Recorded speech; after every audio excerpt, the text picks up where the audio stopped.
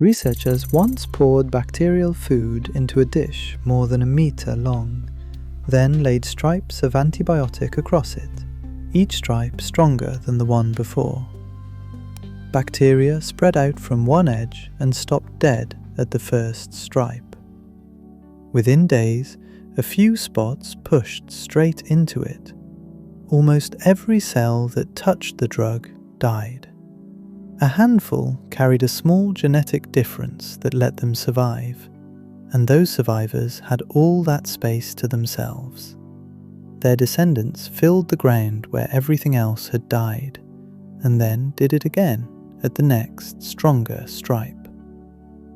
Resistance usually gets discussed as a hospital story, and hospitals are where the damage shows up first.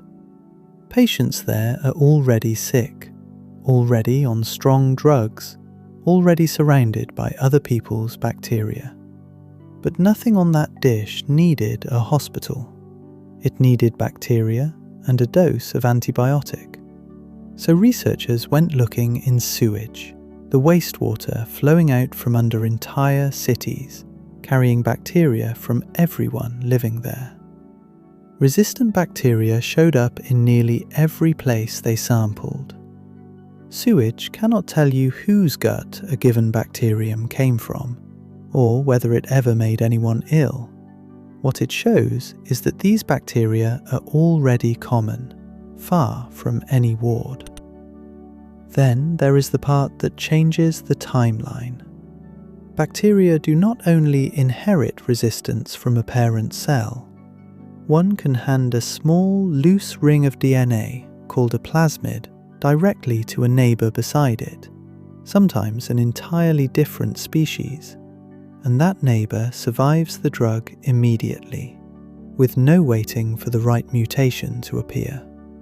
In 2015, researchers in China found one of those rings carrying resistance to Colistin, a drug doctors hold in reserve for infections nothing else touches. It was in supermarket meat, in farm pigs, and in hospital patients.